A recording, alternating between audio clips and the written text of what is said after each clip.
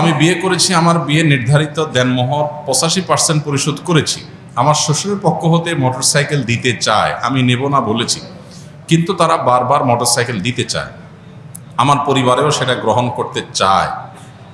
আমার পরিবারকে বোঝাতে সক্ষম হয়েছি, কিন্তু শ্বশুরবাড়ির পক্ষকে বোঝাতে পারিনি। এ মাসে মোটরসাইকেল কিনে দিতে চায়, এটা গ্রহণ করা ঠিক হবে কিনা? আপনি যখন নিতে চাচ্ছেন না, ওনারা জোরাজোরি করছেন, মোটরসাইকেল আপনি আমাকে দিতে পারেন। তাহলে মাসআলাগতভাবে শ্বশুরও বিপদে পড়বে না, আপনিও বিপদে পড়বেন না, কারণ আমি তার মেয়ে বিয়ে করি নাই। সো আমি নিলে সেটা যৌতুক হবে না, আর আপনার শ্বশুরের দেওয়ার শখটা পূরণ হয়ে যাবে। এটা সবচেয়ে সহজ সমাধান।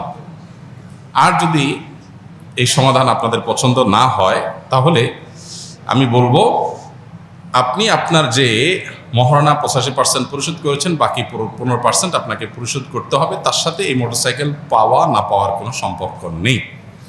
শ্বশুরকে বোঝাতে হবে বিষয়টা, আপনি কেন নিতে চাচ্ছেন না, এই জিনিসটা তাকে বোঝাতে হবে। তাকে বলতে হবে যে আপনি আপনার মেয়েকে বা জামাই হিসাবে ছেলের মতো আমাকে আপনি স্নেহ করে কোনো কিছু দিতে চান, সেটা ইসলাম নিষেধ করে না। হাদিয়া দেওয়া মোটা দাগে নিষেধ না, কিন্তু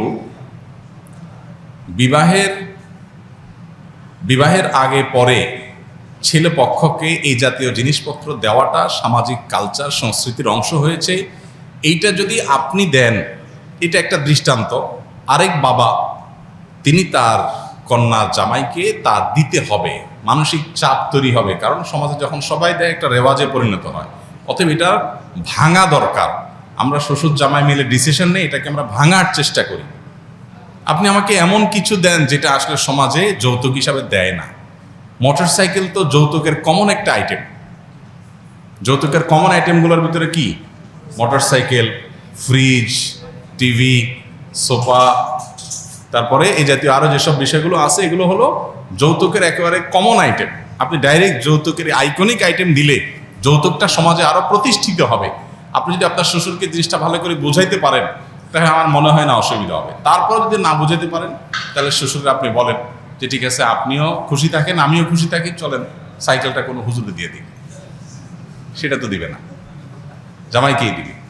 তাহলে বোঝা যাচ্ছে যে এটা আসলে মেয়ের সুখ শান্তির জন্য বাবারা ব্যাকুল থাকেন, যে জামাইকে একটু কিছু দিয়া টিয়া হইলেও যদি একটু বাও রাখা যায়, আমার মেয়েটা একটু ভালো থাকে, সেজন্য আপনি বলবেন যে আব্বা যান, শ্বশুর আব্বা যান, আপনার মেয়ে আমার কাছে নিরাপদ থাকবে ইনশাআল্লাহ, মোটরসাইকেল দিলেও না দিলেও আপনি কোনো টেনশন নেবেন না, বরং এটা দিয়ে আমরা ভালো কোনো কাজ করব, বোঝানোর চেষ্টা করবেন। তারপরও তিনি যদি অঢেল সম্পদের মালিক হন বা অনেক সম্পদ তার থাকে এবং তিনি তার মেয়ের জামাই হিসাবে আপনাকে এটা দিচ্ছেন, আরও মানুষকে দেন, অনেক মানুষ এরকম আছে, তাহলে সেক্ষেত্রে অ্যাজ এ হাদিয়া এটা নেওয়া মৌলিকভাবে নাজায়েজ না। যদি সেটা আপনারা শর্ত দিয়ে না নেন, জোর করে তারা দেয়, তাহলে এটা নেওয়া আপনার জন্য নাজায়েজ না।